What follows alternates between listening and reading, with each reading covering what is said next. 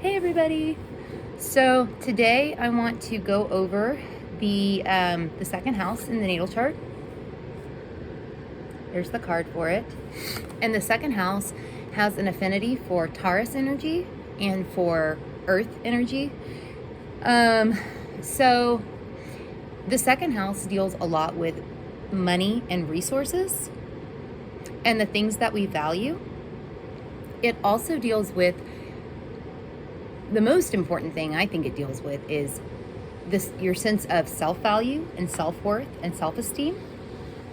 But we'll start with the money and resources part first. So this house, depending on the sign that rules the house, cusp, it'll kind of show how you value money, how you value your personal resources.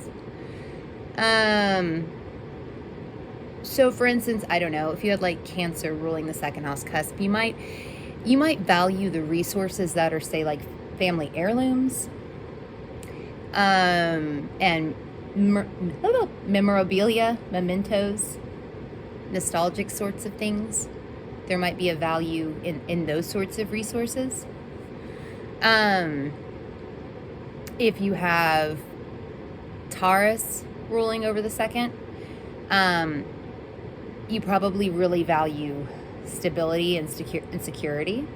I would think that you probably hold on pretty tightly to what you value, and to what resources you do have and what money you have. Those are just some 4 instances that may not be exactly how it plays out if you have Cancer or Taurus ruling the second house, but it might play out that way. You might see themes about that.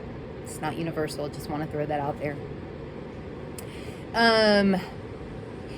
So any planets that fall in the second house will show what energy needs to be expressed through the second house, and kind of what could be expressed through the second house. So, I see, okay, like for instance, I see a lot of people say that like Jupiter in the second house means that you're going to have a lot of money.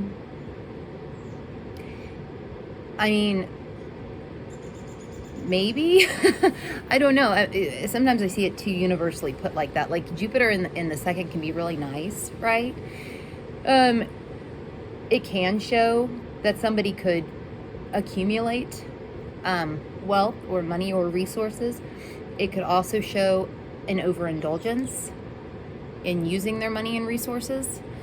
So really that could go both ways. I just kind of wanted to mention that because that is one thing that I see mentioned alongside the second house, or in the second house. It's kind of universally thought of as a good thing, and while it certainly can be, it's not always.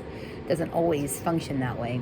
Another thing, I've seen Saturn placed in the second, and I see online people saying that you'll have a hard time with your finances, you'll have a hard time with your resources, with your money. That can be the case. That certainly could. Saturn could restrict something. Your resources could restrict your money in some capacity. But it could also make you work hard as hell for them. And the payoff could be really great. Again, that depends on the whole chart. But, yeah, you just really have to take the whole chart into account here. So another thing, this house is such a material and physical house, right? It's because it's one of the houses that has affinity for earth energy. So it's very, very physical. It's very in the physical world, in the material world. So the planets, any planets that fall in this house will need to express themselves in this way through the material and physical world. Like, say, Neptune in the second. Neptune is very creative. It's very imaginative. So that's it might be kind of a strange house to find Neptune in, because this is such a physical house, it's such a material house. In this case, I might think that, and this again, depending on the entire chart, the person might have an ability, if they were to use Neptune in an easy way or to their benefit, perhaps they can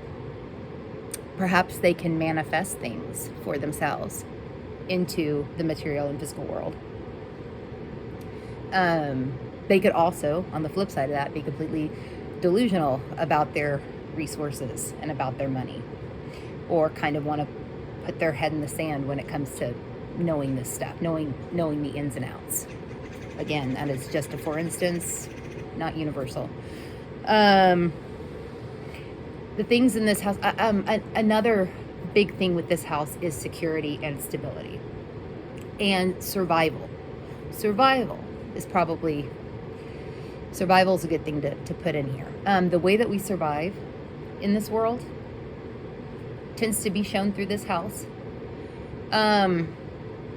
Things like not so much thinking of shelter as home, because home is a fourth house thing, but how we shelter ourselves just in general, how we feed ourselves. Food is a big thing in this house, because food is a major part of survival.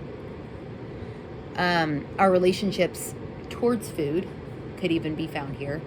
Could also be found in the sixth house somewhat too, but this house does seem to have a strong correlation with food.